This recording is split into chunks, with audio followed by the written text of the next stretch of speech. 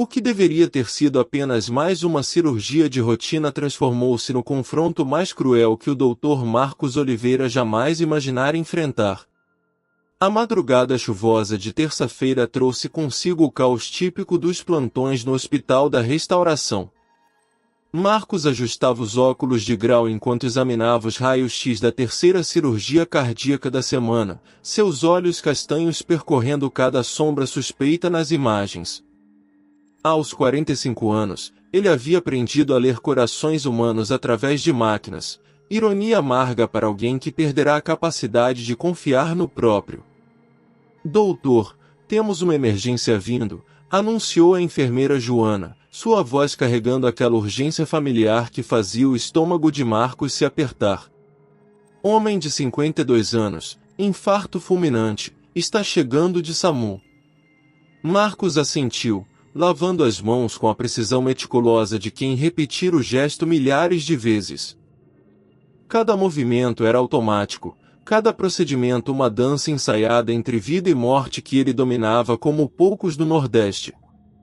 20 anos salvando vidas haviam lhe dado uma reputação que transcendia as limitações do sistema público. Pacientes vinham de estados vizinhos procurar o doutor que faz milagres.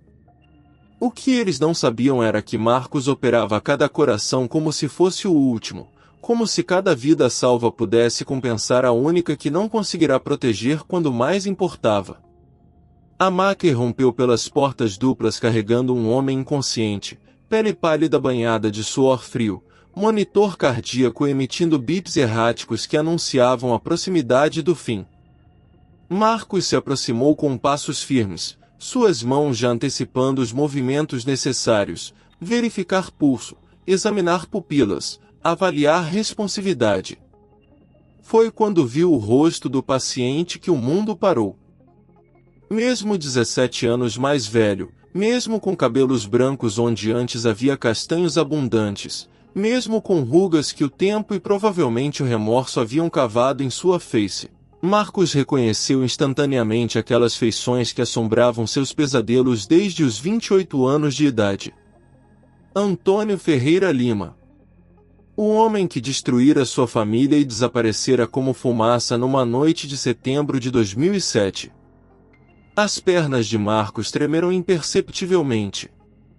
Seu coração, o órgão que passará 2 décadas estudando e reparando em outros, começou a bater num ritmo descontrolado que o monitor mais próximo certamente registraria se estivesse conectado a ele.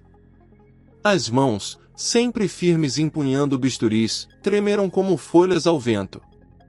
Doutor? Está tudo bem? Perguntou Joana, percebendo a súbita palidez que tomara conta do rosto normalmente controlado do cirurgião. Marcos forçou-se a respirar. A sala de emergência continuava funcionando ao seu redor, enfermeiros preparando equipamentos, residentes aguardando ordens, o paciente agonizando sobre a maca enquanto sua vida escapava segundo a segundo.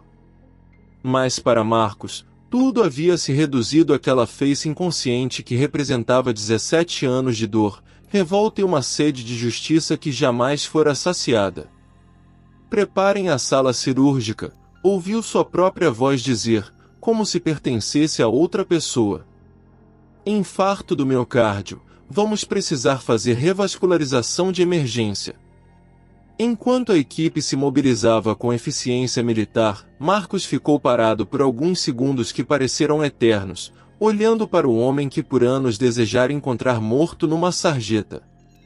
O homem que agora dependia exclusivamente de suas habilidades para continuar respirando. O destino tinha um senso de humor perverso. Ou talvez fosse justiça poética da mais cruel, colocar nas mãos de Marcos a vida daquele que lhe roubara tudo o que mais amava no mundo. A escolha que se apresentava era simples e terrível, salvar a vida do homem que odiava mais que qualquer coisa no universo, ou deixar que a morte fizesse o trabalho que a justiça nunca conseguirá completar. Marcos fechou os olhos por um momento, sentindo o peso do juramento de Hipócrates pressionando seus ombros como uma armadura de chumbo. Quando os abriu novamente, eram os olhos de um cirurgião, não de uma vítima. pelo menos por enquanto. Vamos salvar mais uma vida, murmurou para si mesmo, mas cada palavra soou como vidro sendo mastigado. Se essa história está te tocando, curta nosso vídeo. Marcos Oliveira carregava cicatrizes invisíveis que nenhuma cirurgia poderia reparar, feridas abertas há 17 anos numa noite que dividiu sua vida em antes e depois. Cresceu na periferia de Recife como filho de Dona Conceição, faxineira de hospital, e seu Raimundo, mecânico aposentado que economizou cada centavo para que o filho pudesse estudar medicina. Meu menino vai ser doutor, repetia Dona Conceição com orgulho, mesmo quando o dinheiro mal dava para o básico. Marcos correspondeu às expectativas, bolsista integral na faculdade, notas exemplares, residência em cardiologia no Hospital das Clínicas. Aos 28 anos, já era reconhecido como um dos jovens cirurgiões mais promissores do Nordeste. Foi nessa época que conheceu Larissa, enfermeira especializada em UTI cardíaca que compartilhava sua paixão por salvar vidas. Casaram-se numa cerimônia simples na igreja do bairro onde Marcos cresceu, com Dona Conceição chorando de felicidade e seu Raimundo discursando sobre perseverança e dignidade. Larissa estava grávida de 3 meses, uma menina que chamariam de Ana Clara. A felicidade durou exatamente 8 meses.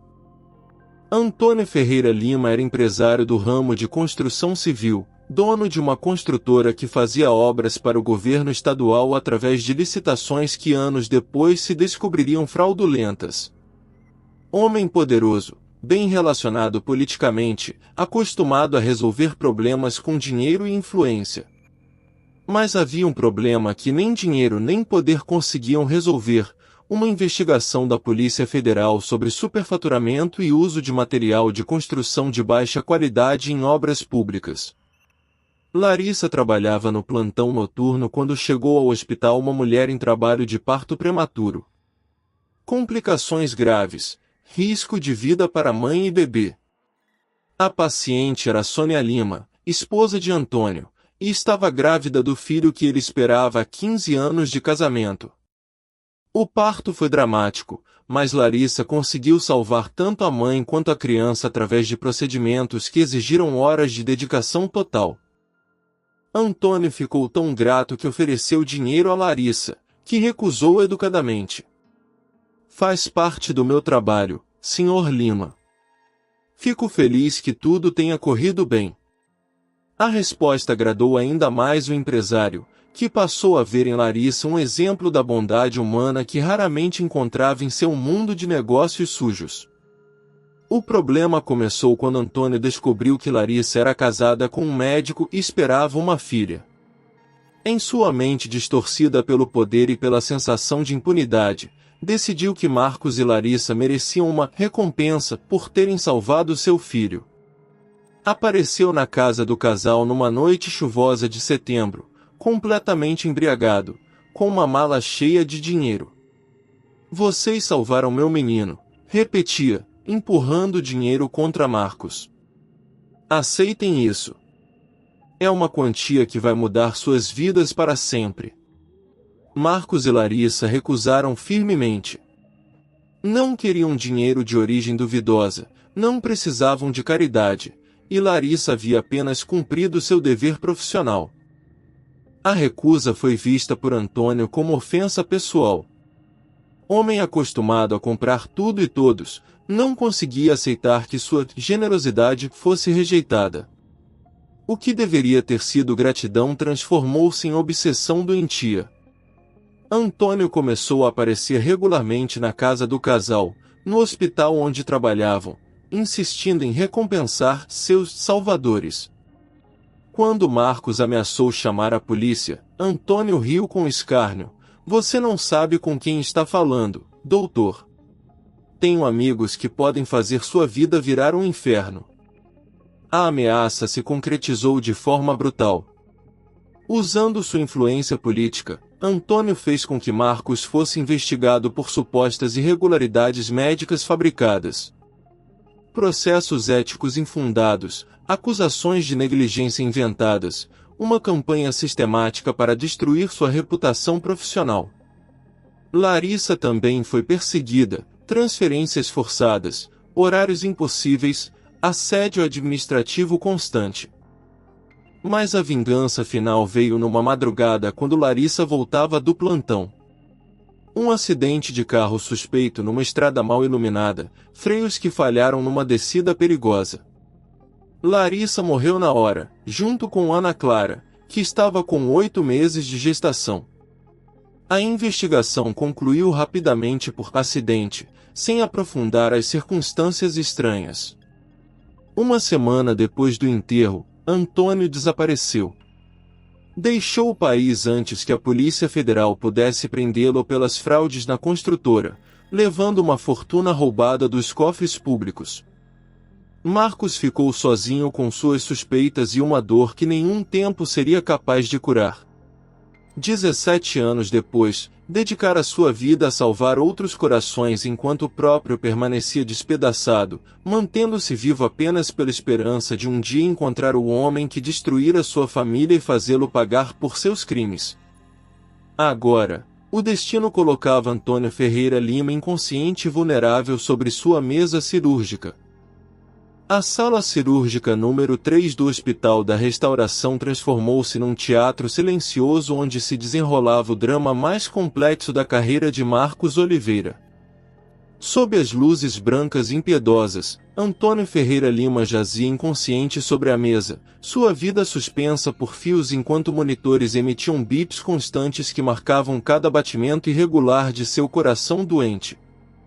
Marcos posicionou-se ao lado da mesa, suas mãos enluvadas tremendo quase imperceptivelmente enquanto recebia os instrumentos cirúrgicos. A equipe ao seu redor, enfermeira Joana, anestesista Dr. Roberto, residentes atentos, aguardava suas ordens com a confiança depositada em anos de cirurgias impecáveis. Nenhum deles poderia imaginar a guerra que se travava na mente do cirurgião que admiravam. Pressão arterial 60/40 caindo, anunciou a enfermeira, sua voz cortando o silêncio tenso da sala. Frequência cardíaca irregular, parâmetros vitais instáveis. Marcos olhou para o rosto inconsciente de Antônio e sentiu uma onda de memórias brutais invadindo sua mente como maré violenta. Larissa sorrindo no dia do casamento. As mãos dela acariciando a barriga grávida. O caixão pequeno demais ao lado do dela no cemitério. 17 anos de dor comprimidos num segundo que pareceu durar eternidades. Doutor, chamou Dr. Roberto, percebendo a hesitação incomum. O senhor está bem? Estou, Marcos mentiu, forçando sua voz profissional a retornar. Vamos começar. Bisturi. A lâmina tocou a pele do peito de Antônio, abrindo uma linha vermelha precisa. Marcos havia feito essa incisão milhares de vezes, mas nunca com as mãos tremendo dessa forma, nunca com o coração batendo num ritmo que ameaçava sair do controle. Cada movimento do bisturi era uma decisão consciente entre salvar e destruir, entre honrar seu juramento médico e fazer justiça pelas próprias mãos. Enquanto abria o tórax do paciente, expondo o coração que bombeava a vida através do corpo do homem que odiava, Marcos se viu face a face com uma escolha que nenhuma faculdade de medicina ensina. Seria tão fácil cometer um erro imperceptível, um corte ligeiramente desviado, uma sutura propositalmente fraca, uma artéria acidentalmente perfurada. Quem questionaria? Ele era um dos cirurgiões mais respeitados do hospital. Artéria coronária direita completamente obstruída, murmurou para a equipe, suas palavras ecoando na sala. Vamos precisar fazer ponte de safena dupla. As mãos de Marcos trabalhavam com precisão automática enquanto sua mente travava uma batalha épica.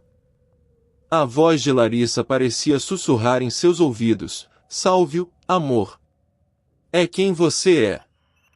Mas outra voz, mais sombria, rugiu em resposta, ele matou nossa família. Deixe-o pagar. Dr. Roberto observava atentamente os movimentos do colega, percebendo algo diferente na postura habitualmente controlada de Marcos. Doutor, sua técnica está perfeita como sempre, mas o senhor parece tenso hoje. Marcos não respondeu, concentrando-se no delicado procedimento de conectar a veia safena às artérias obstruídas do coração de Antônio. Cada ponto da sutura era uma decisão moral, apertar demais e causar sangramento fatal, ou fazê-lo corretamente e garantir que o homem que destruíra sua vida vivesse mais alguns anos. Foi durante a conexão da segunda ponte que aconteceu o impensável. Antônio começou a acordar da anestesia. Isso é impossível, murmurou o doutor Roberto, verificando os equipamentos. A dosagem está correta, ele deveria estar completamente inconsciente.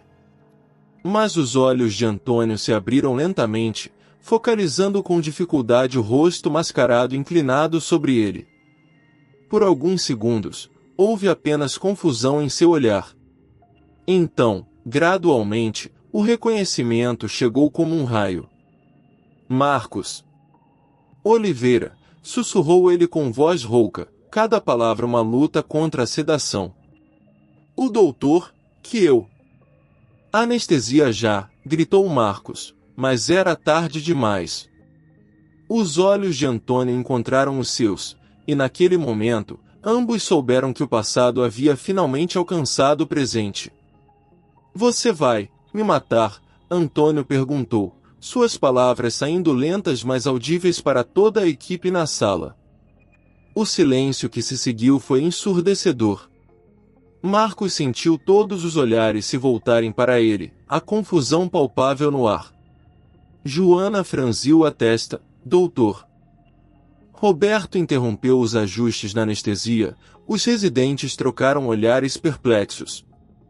Eu não sei, Marcos ouviu-se responder com honestidade brutal, sua voz saindo estrangulada pela emoção.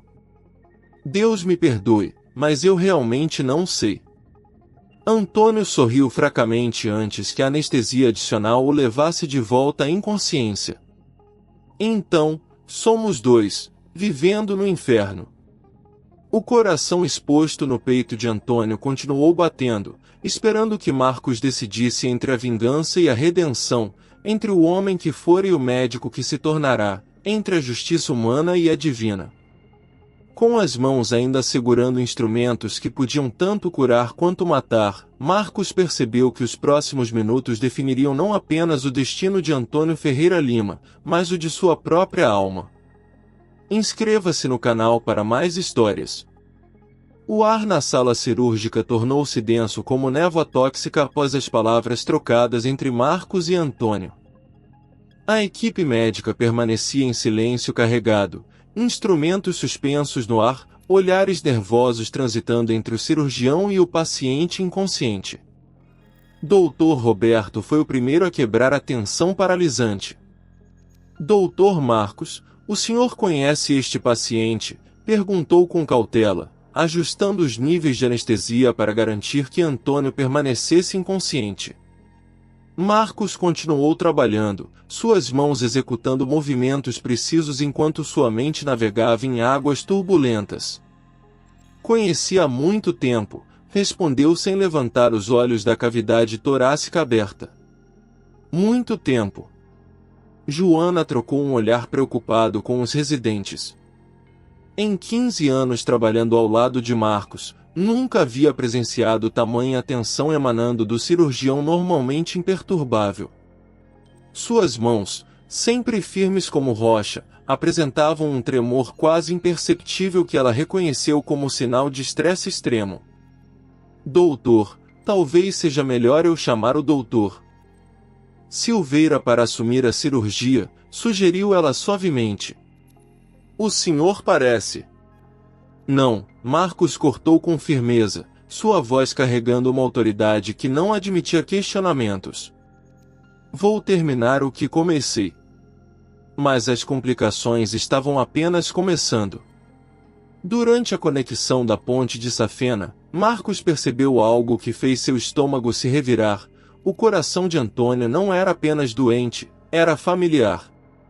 As cicatrizes do músculo cardíaco, o padrão específico da obstrução arterial, a configuração anatômica ligeiramente atípica.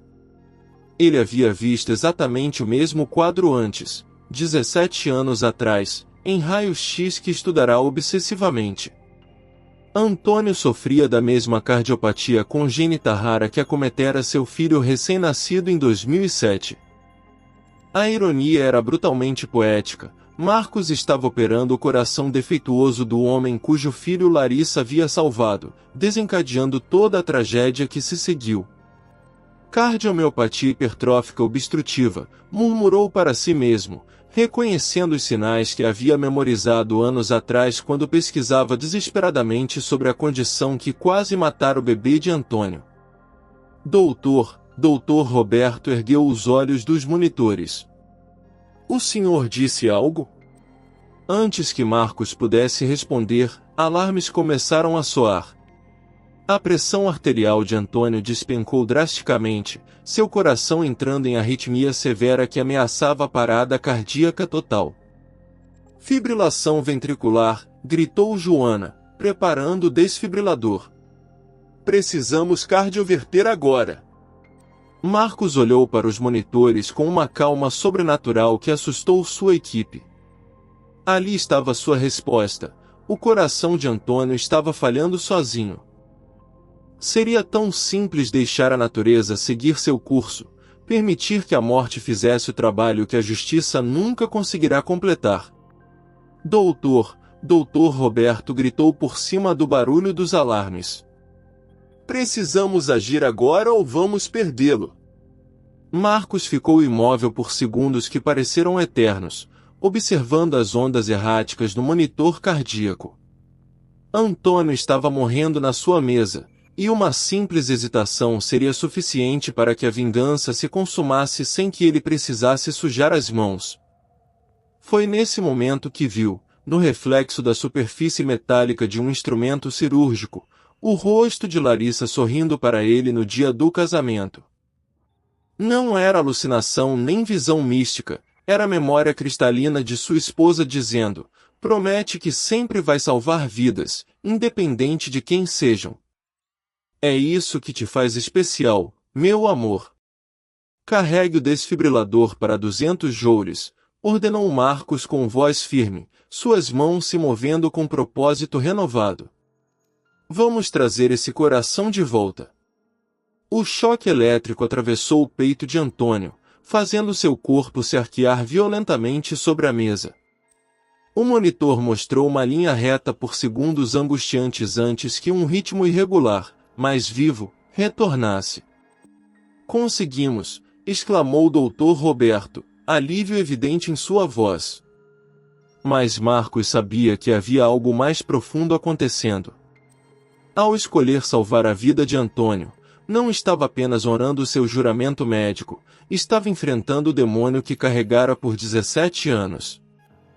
A verdadeira cirurgia não era no coração do paciente, mas na alma do cirurgião.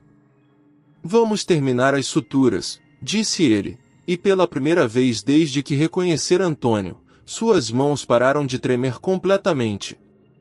A equipe retomou o trabalho, mas todos sabiam que haviam testemunhado algo extraordinário, um momento em que a medicina transcendeu técnica e se tornou profundamente humana. As 2 horas seguintes passaram numa velocidade surreal, cada sutura uma pequena vitória contra a morte e contra os demônios internos que Marcos carregava. Quando finalmente fechou o peito de Antônio com os últimos pontos, suas mãos não tremiam mais, mas seu coração batia num ritmo que não conseguia controlar. Cirurgia concluída com sucesso, anunciou para a equipe, retirando as luvas ensanguentadas com movimentos automáticos. Paciente estável, pode ser transferido para a UTI. Doutor Roberto e Joana trocaram olhares de alívio misto com preocupação. A operação havia sido tecnicamente perfeita, mas a tensão emocional que emanava de Marcos durante todo o procedimento deixara todos na sala em estado de alerta máximo. Doutor, disse Joana enquanto preparavam Antônio para o transporte, o senhor tem certeza de que está bem? Nunca vi o senhor tão... Estou bem, Marcos mentiu mais uma vez, mas sua voz saiu menos convincente que antes. Só preciso de alguns minutos sozinho. Quando a equipe saiu levando Antônio para a UTI, Marcos ficou sozinho na sala cirúrgica vazia. O silêncio que se seguiu foi ensurdecedor, quebrado apenas pelo gotejamento lento de uma torneira mal fechada e o zumbido constante do ar-condicionado. Ele se encostou na parede, fechou os olhos, e finalmente permitiu que 17 anos de dor represada viessem à superfície. As lágrimas chegaram devagar, depois em torrentes que molharam a máscara cirúrgica que ainda usava. Não eram lágrimas apenas de dor, mas de algo mais complexo, uma mistura de alívio, confusão, e talvez até mesmo uma estranha forma de paz. Ele havia escolhido salvar a vida do homem que odiava. Não por bondade, não por perdão, mas porque era simplesmente quem ele era. Larissa havia razão naquele dia distante, salvar vidas era o que o tornava especial, independente de quem fossem os pacientes. Mas a provação não havia terminado. Doutor Marcos, uma voz familiar o chamou da porta. Era Doutor Silveira, chefe do departamento de cardiologia, com uma expressão grave no rosto. Preciso falar com o senhor urgentemente. Marcos se recompôs rapidamente, limpando os olhos e ajeitando a postura. Claro, Doutor Silveira. O que aconteceu? Recebemos uma ligação da Polícia Federal, disse Silveira, fechando a porta atrás de si. Eles estão a caminho do hospital. Parece que seu paciente, Antônio Ferreira Lima, é um foragido internacional procurado há 17 anos por fraude contra a administração pública e suspeita de homicídio. O mundo girou ao redor de Marcos. Homicídio? A esposa de um médico chamado... Espere, deixe-me ver aqui. Silveira consultou suas anotações. Larissa Oliveira. Ela morreu num acidente de carro em 2007, mas a investigação foi reaberta recentemente com novas evidências que apontam para... Larissa era minha esposa, Marcos interrompeu, sua voz saindo como um sussurro áspero. Silveira empalideceu visivelmente. Meu Deus, Marcos. Você sabia quem era o paciente? Sabia, Marcos confirmou, sentindo uma estranha calma se espalhando por seu corpo. E mesmo assim o salvei. A Polícia Federal quer interrogá-lo assim que ele acordar da anestesia, Silveira continuou, ainda processando a informação devastadora. Aparentemente, encontraram evidências na casa dele de que o acidente da sua esposa foi planejado, Marcos completou. Eu sempre soube. Os dois homens ficaram em silêncio por um momento que pareceu durar horas. Silveira lutava para compreender a magnitude do que havia acontecido naquela sala cirúrgica, um homem salvando a vida do assassino de sua família. Marcos, disse ele finalmente, você é um médico extraordinário. O que fez hoje, não sei se teria coragem para o mesmo. Marcos tirou a máscara cirúrgica e a jogou no lixo hospitalar. Não foi coragem, doutor. Foi escolher ser médico ao invés de juiz. Larissa teria ficado orgulhosa. Naquele momento, ambos souberam que algo fundamental havia mudado. Marcos não era mais o homem assombrado que entrará na sala cirúrgica horas atrás. Havia enfrentado seu maior demônio e escolhido a luz ao invés da escuridão. Mas também sabiam que o verdadeiro teste ainda estava por vir, quando Antônio acordasse e a justiça finalmente chegasse para ambos. Vamos ver como ele está se recuperando, disse Marcos, caminhando em direção ao UTI com passos mais firmes do que sentia há 17 anos. A UTI cardíaca do Hospital da Restauração transformou-se num cenário tenso quando dois agentes da Polícia Federal chegaram acompanhados do delegado responsável pela reabertura do caso Larissa Oliveira. Marcos observava através do vidro enquanto Antônio Ferreira Lima começava a despertar lentamente da anestesia, conectado a uma rede de monitores que confirmavam o sucesso da cirurgia. Doutor Marcos Oliveira, aproximou-se o agente mais alto, mostrando sua identificação. Sou o agente Silva, da PF, preciso confirmar algumas informações sobre o procedimento que realizou. Marcos assentiu, mantendo os olhos fixos no homem que havia salvado há poucas horas. Cirurgia de revascularização do miocárdio. 2 pontes de safena. Paciente estável, prognóstico favorável. Doutor, interveio o delegado Mendonça, um homem de meia idade com olhar cansado. Sabemos que o senhor conhecia a identidade do paciente antes da cirurgia. Preciso que nos conte exatamente o que aconteceu naquela sala. A pergunta pairou no ar como uma acusação não formulada. Marcos percebeu que sua resposta determinaria não apenas sua carreira, mas possivelmente sua liberdade. Qualquer hesitação durante a cirurgia, qualquer momento em que considerou deixar Antônio morrer, poderia ser interpretado como tentativa de homicídio. Reconheci o paciente assim que o vi, disse Marcos com voz firme. Antônio Ferreira Lima destruiu minha família em 2007. Matou minha esposa e minha filha que ainda não havia nascido. Os policiais trocaram olhares significativos.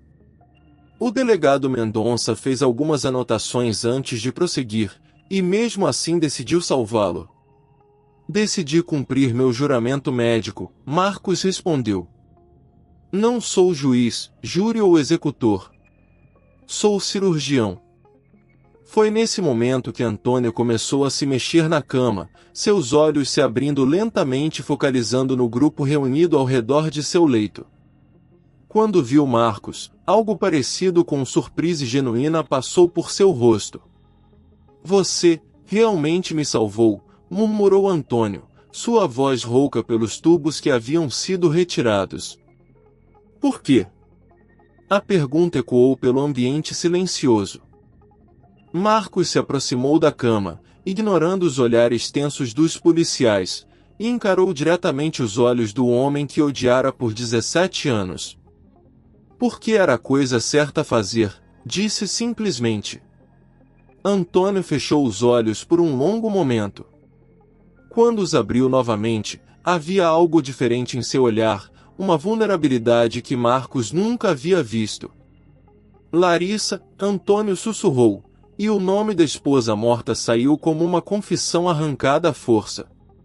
Eu não queria que ela morresse. Foi suposto ser só para assustar vocês, fazer vocês se mudarem da cidade. Mas os freios... Antônio Ferreira Lima, interrompeu o agente Silva, o senhor está sendo preso por homicídio culposo, fraude contra a administração pública e corrupção ativa. Tem o direito de permanecer calado. Mas Antônio não parou de falar, as palavras saindo em torrente como se uma represa houvesse se rompido. 17 anos fugindo, doutor. 17 anos sem dormir direito, vendo o rosto dela toda vez que fechava os olhos. O dinheiro não valeu de nada. Meu filho, meu próprio filho não fala comigo há 10 anos quando descobriu quem eu realmente era. Marcos ouviu as confissões com uma calma surreal. Não sentia satisfação, não sentia raiva, apenas uma estranha forma de completude, como se um ciclo longo e doloroso finalmente estivesse se encerrando. Doutor Marcos, disse o delegado Mendonça, o senhor prestará depoimento amanhã, mas quero que saiba, o que fez hoje honra a sua profissão e a memória de sua esposa. Enquanto os agentes algemavam Antônio e preparavam sua transferência para um hospital com ala prisional, Marcos ficou observando pela janela da UTI. Não havia sensação de vitória, não havia closure hollywoodiano. Apenas a compreensão profunda de que havia escolhido ser o homem que Larissa sempre acreditou que ele era. Doutor. Silveira se aproximou, colocando uma mão solidária no ombro do colega. Marcos, você pode tirar alguns dias de folga. Depois de tudo isso. Não, Marcos interrompeu suavemente. Amanhã tenho 3 cirurgias marcadas. Pessoas que precisam que eu salve suas vidas. E pela primeira vez em 17 anos, Marcos sorriu de verdade. O julgamento de Antônio Ferreira Lima aconteceu 8 meses depois, numa sala lotada do Tribunal de Justiça de Pernambuco que reuniu jornalistas, curiosos e familiares das vítimas de seus crimes. Marcos compareceu como testemunha principal, não apenas do crime que destroçara sua vida, mas também como médico que salvara o criminoso que o cometera. Durante seu depoimento, detalhes devastadores vieram à tona através das investigações da Polícia Federal. Antônio não havia apenas causado a morte de Larissa, sua construtora havia sido responsável pelo colapso de 2 escolas em cidades do interior pernambucano, matando 16 crianças e ferindo dezenas de outras. O dinheiro desviado dos cofres públicos, que deveria ter garantido construções seguras, havia financiado sua fuga para o Paraguai, onde viverá como fugitivo pelos últimos 17 anos. O réu utilizou documentos falsos, subornos sistemáticos e intimidação física para silenciar testemunhas, leu o promotor durante sua acusação. Mas o que mais choca neste caso é o testemunho do Dr. Marcos Oliveira, que escolheu salvar a vida do homem que destruiu sua família, demonstrando uma grandeza moral que envergonha ainda mais os crimes do acusado. A revelação mais perturbadora surgiu durante o depoimento de Sônia Lima, ex-esposa de Antônio. Ela havia se divorciado dele 3 anos após a fuga, quando descobriu que o marido havia mentido sobre as circunstâncias de sua saída do Brasil. O filho que Larissa havia ajudado a salvar cresceu acreditando que o pai era um empresário bem-sucedido trabalhando no exterior. Quando João completou 18 anos e descobriu a verdade sobre o pai, testemunhou Sônia entre lágrimas. Ele mudou de nome para não carregar o sobrenome Lima. Hoje é médico também, Dr. João Santos, especializado em pediatria. Ele me disse que escolheu medicina para tentar compensar as vidas que o pai tirou. A ironia foi como um soco no estômago de todos os presentes. O filho de Antônio havia seguido o mesmo caminho de Marcos, dedicando-se a salvar vidas para reparar simbolicamente os crimes do pai. Antônio foi condenado a 32 anos de prisão por homicídio qualificado, fraude contra a administração pública, formação de quadrilha e corrupção ativa. Durante a leitura da sentença, ele olhou diretamente para Marcos e articulou silenciosamente: "Obrigado." Marcos assentiu quase imperceptivelmente. Não era perdão, era reconhecimento de que ambos haviam escolhido caminhos diferentes para lidar com suas culpas. 2 anos após o julgamento, Marcos continuava sua rotina no Hospital da Restauração, mas algo fundamental havia mudado em sua relação com o trabalho e com a vida. A dor da perda de Larissa e Ana Clara ainda existia, sempre existiria, mas não mais como uma ferida aberta que sangrava constantemente. Transformará-se numa cicatriz profunda que o lembraria sempre de quem havia sido e de quem escolhera se tornar.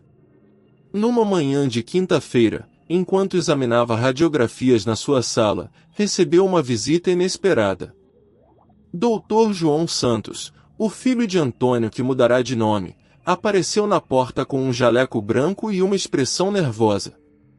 "Doutor Marcos", disse o jovem de 25 anos, que carregava uma semelhança perturbadora com o pai na mesma idade. "Sei que pode ser estranho, mas gostaria de conversar com o senhor." Marcos o convidou para entrar, estudando o rosto do rapaz que poderia ter sido seu cunhado numa vida alternativa onde Larissa não tivesse morrido salvando sua mãe. "João, não é?" "Sim, senhor. Trabalho na pediatria do Hospital Barão de Lucena", João disse, sentando-se desajeitadamente. "Sei que meu pai, sei o que ele fez à sua família. E sei que o senhor salvou a vida dele mesmo assim." "Era meu trabalho", Marcos respondeu simplesmente. Não era só trabalho, João insistiu, suas mãos tremendo ligeiramente. Era uma escolha. A escolha que me permitiu ter um pai vivo para odiar ao invés de um pai morto para idealizar. A observação surpreendeu Marcos pela maturidade e honestidade brutal. Como assim? João respirou fundo antes de continuar. Passei anos me perguntando se seria melhor se meu pai tivesse morrido naquela mesa cirúrgica. Seria mais fácil crescer como órfão de um empresário que morreu num acidente do que descobrir aos 18 anos que meu pai era um assassino. Mas então percebi algo. Se o senhor tivesse deixado ele morrer, eu nunca teria tido a chance de escolher quem eu queria ser. Marcos se recostou na cadeira, processando as palavras do jovem médico. E quem você escolheu ser? Alguém que salva crianças ao invés de matá-las através de construções mal feitas, João respondeu com determinação. Alguém que honra a memória das vítimas do meu pai tentando compensar suas ações. Não posso ressuscitar sua esposa, doutor Marcos, mas posso tentar salvar outras mães, outros bebês. Os dois homens ficaram em silêncio por um momento, unidos pela estranha ligação que o destino havia tecido entre suas vidas. João, Marcos disse finalmente, sua mãe me contou que você quer se especializar em cirurgia cardíaca pediátrica. Sim, senhor. É a área mais desafiadora, mas também onde posso fazer mais diferença. Marcos abriu uma gaveta e retirou alguns folders de programas de residência médica. Acontece que sou supervisor de residentes aqui no Hospital da Restauração. Se você estiver interessado, posso orientá-lo durante sua especialização. João arregalou os olhos, incrédulo. O senhor faria isso? Mesmo sabendo quem é meu pai? Você não é seu pai, Marcos respondeu com convicção. E Larissa sempre acreditou que salvar uma vida vale qualquer sacrifício. Ensiná-lo a ser um cirurgião melhor seria uma forma de honrar a memória dela. Quando João saiu da sala 1 hora depois, carregando os papéis para candidatar-se à residência, Marcos olhou pela janela para o movimento intenso da cidade. Não havia final feliz no sentido tradicional. Larissa e Ana Clara continuavam mortas, Antônio continuaria preso pelo resto da vida, e a dor da perda nunca desapareceria completamente. Mas havia algo melhor que um final feliz. Havia propósito. Havia continuação de um ciclo onde dor se transformava em cura, onde vingança dava lugar à educação, onde o ódio era substituído pela esperança de que a próxima geração pudesse ser melhor. Marcos voltou aos raios-x que precisava examinar, suas mãos firmes e sua consciência em paz. Tinha mais vidas para salvar, mais médicos para ensinar, mais propósito para encontrar na rotina diária de reparar corações quebrados. E pela primeira vez desde a morte de Larissa, sentia que ela estaria verdadeiramente orgulhosa do homem em que ele havia se tornado. O impacto da escolha de Marcos reverberou através de círculos que ele jamais imaginara tocar, criando ondas silenciosas que transformaram vidas de maneiras inesperadas. A história do médico que salvou o assassino de sua família espalhou-se pelos corredores do Hospital da Restauração, depois pelos outros hospitais de Recife, até chegar aos jornais locais e, eventualmente, às redes sociais, onde ganhou proporções que desconfortaram profundamente o protagonista. Dr. João Santos tornou-se não apenas um residente exemplar sob a tutela de Marcos, mas um filho simbólico que o destino havia colocado em seu caminho. Durante os 3 anos de residência, uma relação única se desenvolveu entre eles, não exatamente paterna, mas profundamente afetiva, construída sobre o entendimento mútuo de que ambos carregavam cicatrizes deixadas pelo mesmo homem. Doutor Marcos, disse João numa tarde enquanto observavam uma cirurgia complexa, às vezes me pergunto se meu pai planejou tudo isso de alguma forma perversa. Como assim? Marcos perguntou, ajustando o foco do microscópio cirúrgico. destruir sua família para que, anos depois, o Senhor pudesse ajudar a reconstruir a dele através de mim, João respondeu com a honestidade brutal que caracterizava suas reflexões. Como se fosse uma penitência programada. A observação perturbou Marcos mais do que ele admitiu. Havia momentos em que também se questionava sobre os desígnios incompreensíveis que haviam entrelaçado suas vidas de forma tão complexa. A equipe médica do hospital desenvolveu um respeito quase reverencial por Marcos após descobrirem a história completa. Joana, a enfermeira que havia trabalhado ao seu lado durante a cirurgia fatídica, comentou com colegas: "Trabalho há 20 anos em hospitais, mas nunca vi nada parecido. Ele escolheu ser médico quando seria tão fácil ser outra coisa naquele momento." Dr. Roberto, o anestesista, passou a contar a história para residentes novos como exemplo de integridade profissional. "Medicina não é sobre gostar dos pacientes", explicava durante as aulas. "É sobre salvar vidas independentemente de quem sejam." Dr. Marcos nos ensinou isso da forma mais difícil possível. Mas o impacto mais profundo aconteceu numa escala muito menor, quase invisível. Dona Conceição, mãe de Marcos, que aos 78 anos ainda faxinava o hospital onde o filho trabalhava por escolha própria: "Não vou parar de trabalhar só porque meu menino virou doutor famoso", passou a observar o filho com olhos diferentes. "Meu filho sempre foi bom menino", confidenciou ela à vizinha Dona Sebastiana durante um café na cozinha. Mas depois daquele dia na cirurgia, ele ficou, como eu digo, mais leve. Não que a dor tenha sumido, mas ela não pesa mais nos ombros dele como antes. A observação da mãe era precisa. Marcos havia encontrado uma forma de carregar a dor que não o curvava mais. Durante suas caminhadas matinais pela orla de Boa Viagem, hábito adquirido após a cirurgia de Antônio, ele frequentemente pensava em Larissa, mas as memórias não vinham mais acompanhadas da raiva corrosiva que o consumira por 17 anos. Uma manhã, enquanto observava o mar, recebeu uma ligação inesperada de Sônia Lima, ex-esposa de Antônio. "Doutor Marcos, espero que não se incomode com minha ligação", disse ela nervosamente. "Queria que soubesse. Antônio morreu na prisão semana passada. Ataque cardíaco." Marcos ficou em silêncio por um longo momento, processando a informação. Sentiu uma estranha mistura de alívio e melancolia, não alegria pela morte, mas uma sensação de que um capítulo muito longo finalmente havia se encerrado. "Como está João lidando com a notícia?", perguntou. "Melhor do que eu esperava", Sônia respondeu. "Ele disse que o pai morreu da mesma doença do coração que o senhor havia curado. Disse que era poético que o coração que o senhor salvou tenha sido o mesmo que finalmente falhou." Após desligar, Marcos continuou sua caminhada, mas agora com passos ligeiramente mais lentos. A morte de Antônio não trouxe satisfação, trouxe fechamento. E pela primeira vez em 2 décadas, Marcos conseguiu pensar em Larissa sem que a imagem dela fosse imediatamente seguida pela face do homem que a matara.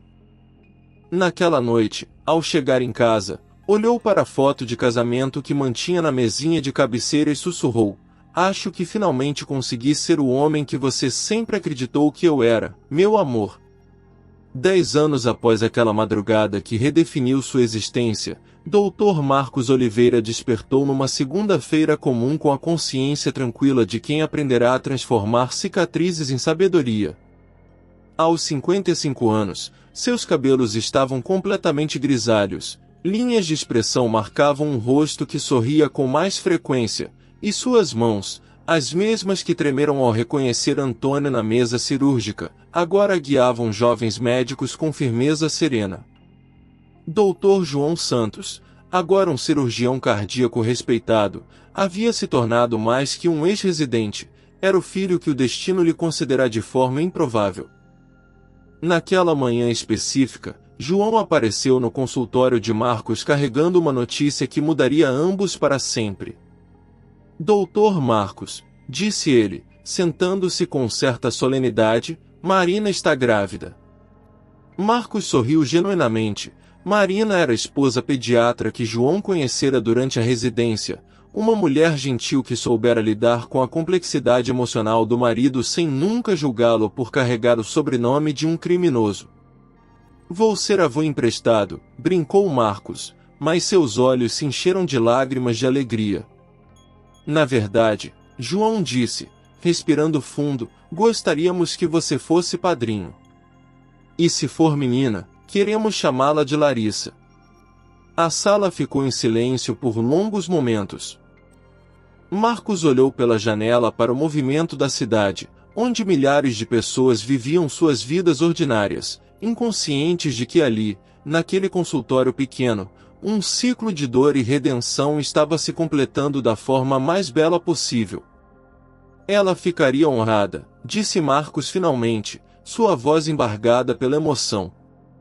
Mas o verdadeiro legado de Marcos não estava nas grandes gestos ou reconhecimentos. Estava nas centenas de cirurgias que realizará desde aquela noite, cada uma executada com a consciência de que salvar vidas era um privilégio sagrado, independentemente de quem estivesse na mesa. Estava nos 17 médicos que orientara durante residências, cada um carregando consigo a lição de que medicina é sobre humanidade acima de tudo. Um desses residentes, Dra. Amanda Silva, havia se tornado uma das primeiras cirurgiãs negras especialistas em cardiopediatria do Nordeste. Durante sua formatura, ela fez um discurso que Marcos guardaria para sempre. Meu orientador me ensinou que nossas maiores vitórias não são as vidas que salvamos, mas as vezes que escolhemos salvar quando seria mais fácil deixar morrer. Dona Conceição, agora com 88 anos, continuava insistindo em trabalhar no hospital, mas agora como voluntária contando histórias para crianças internadas. Meu filho salvou o homem que matou nossa família, ela dizia para quem quisesse ouvir, e por isso eu sei que ainda existe bondade neste mundo. Na tarde daquela segunda-feira especial, Marcos fez algo que não fazia há anos, visitou o cemitério onde Larissa e Ana Clara estavam enterradas. Ajoelhou-se diante da lápide simples e falou como se conversasse com pessoas vivas. Larissa, meu amor, finalmente entendi o que você sempre tentou me ensinar. Não somos definidos pelo que fazem conosco, mas pelo que escolhemos fazer depois. Ana Clara, minha filha que nunca conheci, seu irmão emprestado vai ser pai. Você teria adorado ser tia. Uma brisa suave balançou as flores que havia trazido, margaridas brancas, as favoritas de Larissa.